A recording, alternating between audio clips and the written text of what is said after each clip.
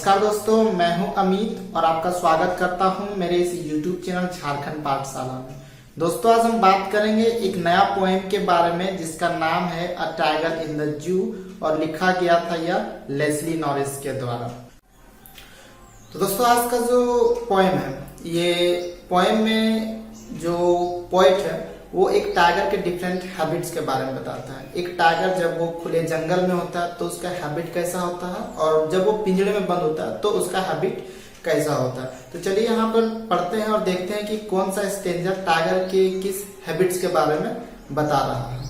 दोस्तों, ये पहला स्टेंजा है जो कि हम देखने जा रहे हैं और देखते हैं कि ये पहला स्टेंजा टाइगर के किस हैबिट और के बारे में बता रहा है और किस प्लेस के बारे में टाइगर का बता रहा है। तो चलिए जानते हैं। He stops in his vivid streets, the few steps of his cage on pads of velvet quiet in his quiet race। यहाँ पे vivid और streets जो वर्ड है, vivid का अर्थ होता है चमकीला और स्ट्रिप्स का अर्थ होता है धारियां। यानी जो टाइगर का जो बॉडी होता है वो येलो बॉडी में ब्लैक कलर की जो धारियां होती है वो चमकदार होती है। ठीक है, तो वो चमकदार धारियों वाला जो टाइगर है वो स्टॉप कर रहा है, यानी वो चलता है। वो तेज चमकीले धारियों वाला टाइगर चलता है। The few steps of his cage, कुछ ही स्टेप्स वो चलता है अपने केज का। केज का अर्थ है पिंजरा, यानी पिंजरे में वो कुछ ही स्टेप चलता है। On pads of velvet quiet in his quiet race.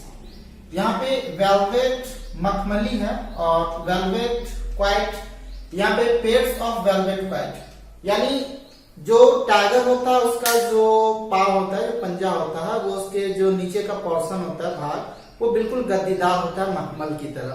तो उन मखमली पावों से वो बहुत ही शांति से वो चलता है। इन हिज क्वाइट रेस, वो शांति से जरूर चल रहा है लेकिन कहीं ना कहीं वो अंदर से क्रोधित है पिंजरे के अंदर में, तो वो अपने गुस्से को दबाए हुआ है। तो पहला स्टेंजा बस यही बता रहा है, जो चमकीले धारियों वाला टाइगर है वो अपने पिंजरे के कुछ ही भाग पर बहुत ही शांति से लेकिन गुस्से को दबाए हुए वो चलता है। चलिए सेकंड स्टेंजा में देखते हैं कि पोएट क्या कह रहे हैं। He should be lurking in shadow, sliding through long grass near the water hole where plump deer pass। यहाँ पे लर्किंग का अर्थ होता है दोस्तों गुप्त रूप से, यानी छिपना या छुपाना। शेडो का अर्थ होता है छाया। स्लाइड का अर्थ होता है फिसलना। लॉन्ग ग्रास लंबे घास। नियर द वाटर होल, पानी के गड्ढों की बात कर रहा है वो water hole. Where plump deer pass, यहाँ पे प्लम्प डियर का अर्थ दोस्तों डियर यानी हरिण, यानी हरिणों का समूह, यानी झुंड का बारे में बात कर रहा है। तो ये स्टेंजा ये बता रहा है कि टाइगर जो है वो जंगल में उसका हैबिट कैसा होता है, जंगल में वो क्या करता है। तो he should be lurking in shadow, यानी वो छाया में खुद को छिपाता होगा।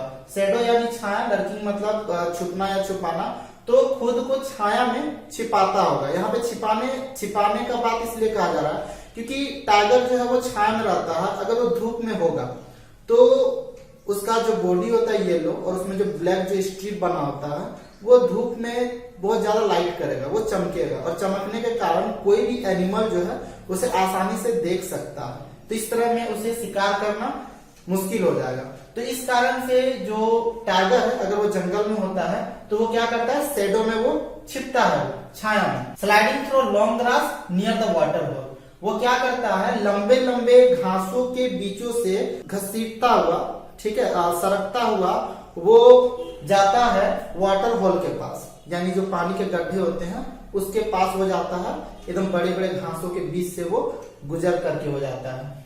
Where the plump deer pass, where plump deer pass, वो वाटर होल जहाँ पे हिरण के जो झुंड होते हैं वो पानी पीने के लिए आते हैं, वहां पे ये आसानी से शिकार कर सकता है। दोस्तों, ये थर्ड स्टेंजा है। चलिए देखते हैं इस स्टेंजा के बारे में। He should be snarling around houses at the jungle's edge, baring his white fangs, his claws, terrorizing the village। तो यहाँ पर स्नेर का अर्थ होता है गुर्राना। टाइगर यहाँ पे गुर्राता है वो। एज का अर्थ होता है किनारा और जंगल का अर्थ होता है जंगल, तो जंगल का किनारा। बारिन का अर्थ होता है निकालना या दिखाना, दिखाना या निकालना। फैंक्स, फैंक्स का अर्थ होता है विष दंत, विष का दांत। और क्लॉज का अर्थ होता है पंजा।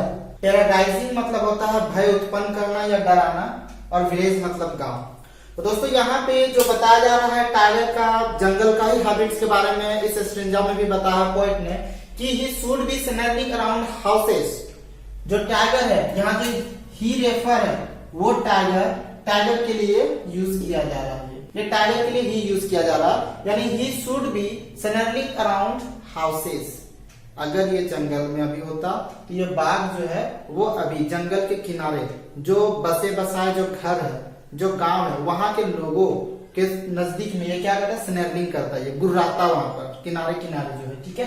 बारिंग हिज वाइट फैंक्स, वो विष का जो दांत है, विष का दांत यानी यहाँ पे वो डरावना जो दांत होता है टाइगर का, आगे की ओर जो दांत होता है डरावना, तो ये क्या करता है, उसे दिखाता है, आगे की जो दांत है वो उसको दिखाता है, अपने पंजे को वो दिखाता है। किस कारण से, तो टेरराइजिंग द विलेज, ताकि उससे गांव के जो लोग हैं उसको वो क्या कर सके, डरा सके, उसमें वो भय उत्पन्न कर सके। तो ये हैबिट जंगल वाले टाइगर का होता है। तो दोस्तों चलिए चौथा स्टेंजा के बारे में बात करते हैं। But he is locked in a concrete cell, his strength behind bars, stalking the length of his cage, ignoring visitors. Concrete cell, concrete का अर्थ होता है कोई भी कठोर पदार्थ, और सेल का अर्थ होता है कोठरी। कंक्रीट सेल का मतलब है दोस्तों किसी पदार्थ का बना एक छोटा सा कमरा। His strength behind bars, strength यानी उसकी शक्ति, टाइगर का जो ताकत है यानी जो शक्ति है वो अब बार के पीछे है। बार यानी छड़ या रोड होता है, छड़ या रोड। मान लीजिए एक कमरा है, तो कमरा में जो छड़ या रोड का जो आगे में दिया हुआ रहता है, तो ये बार है। स्टॉकिंग मतलब चलना। Length of his cage, length of his cage का अर्थ है पिंजड़े का जितना बड़ा क्षेत्र है। इग्नोरिंग विजिटर्स, विजिटर्स जो जू में घूमने के लिए आते हैं। तो यहाँ पे दोस्तों कह रहा है कि जो टाइगर अभी जंगल में विलेजर्स को डरा रहा था, हरिन का शिकार कर रहा था, वो कहां पर है, but he is locked in a concrete cell. वो टाइगर अब बंद है किसी जू के एक कंक्रीट सेल में। हिज स्ट्रेंथ बिहाइंड बार्स, और उसका सारा शक्ति जो है वो अभी एक बार के पीछे कैद है यानी बंद है। Stalking the length of his cage, ignoring visitors. अब वो क्या कर सकता है, पूरी आजादी के साथ वो नहीं घूम सकता है, जितना बड़ा उसका केज है उस केज के क्षेत्र में ही वो घूमता है, और वहां से वो क्या करता है, तो जो भी विजिटर्स वहां आते हैं उसको वो डराने का काम नहीं करता है, ना ही पंजा दिखाता, ना ही अपना फैंक्स दिखाता है, बल्कि क्या करता है, उसे इग्नोर करता है। तो कहीं ना कहीं टाइगर को भी ये बात मालूम है कि वो पिंजड़े के बाहर नहीं जा सकता है, और पिंजड़े के अंदर से वो किसी विजिटर्स को डरा भी नहीं सकता है, क्योंकि इससे लोग डरेंगे नहीं बल्कि इसका और आनंद लेंगे। तो ये चीज टाइगर समझ चुका है, तो वो क्या करता है, उस पिंजड़े में बस वो शांति से गुर्राते हुए जो है बस वो कुछ ही स्टेप चलता है, जितना बड़ा उसका क्षेत्र होता है। दोस्तों अब हम बात करेंगे इस पोएम का 5वां स्टेंजा के बारे में। तो चलिए देखते हैं कि यहाँ पे पोएट क्या कहना चाह रहे हैं। He hears the last voice at night, the patrolling cars, and stares with his brilliant eyes at the brilliant stars। यहाँ पे ही जो रेफर किया गया दोस्तों वो टाइगर के लिए किया गया। तो जो टाइगर है तो वो नाइट में जो लास्ट वॉइस को वो सुनता है, यानी लास्ट जो आवाज को वो सुनता है, वो होता है पेट्रोलिंग कार्स का। ये वो पेट्रोलिंग कार्स है जो जू के देख रेख के लिए जो गार्ड्स हैं, जो वहाँ के देखभाल करने के लिए लोग हैं, वे रात में गाड़ी लेकर के जाते हैं राउंड पर जू के, जहाँ पे वो देख सके कि सभी एनिमल्स अपने केज में है या नहीं है, और सभी सही सलामत है या नहीं है। तो ये पेट्रोलिंग कार्स का वो लास्ट वॉइस सुनता है, और क्या करता है वो, तो and stairs with his brilliant eyes. यहाँ पे ब्रिलियंट वर्ड चमक के लिए यूज किया गया, चमकीला, चमकीला। तो यहाँ पर क्या है कि हिज ब्रिलियंट आईज यानी अपने चमकीले आंखों से वो देखता है किसे, तो ब्रिलियंट स्टार्स को। यानी रात में वो कुछ भी काम नहीं करता, जो भी पेट्रोलिंग कार्स आ रहा है उस पेट्रोलिंग कार्स के आवाज को नाइट में सुनता है, और वो बाहर जो है वो आसमान में जो भी चमकता हुआ स्टार है उसे वो देखता है। तो ये था a tiger in the zoo, जो कि पोएम लेस्ली नॉरिस के द्वारा लिखा गया था और यहाँ पे पोएट डिफरेंट हैबिट्स के बारे में बताया है। दोस्तों अगर आपको ये वीडियो हेल्पफुल अगर लगे तो आप इसे लाइक जरूर कीजिएगा और कमेंट में जरूर बताइएगा। हम फिर मिलेंगे एक नए वीडियो के साथ, तब तक के लिए धन्यवाद।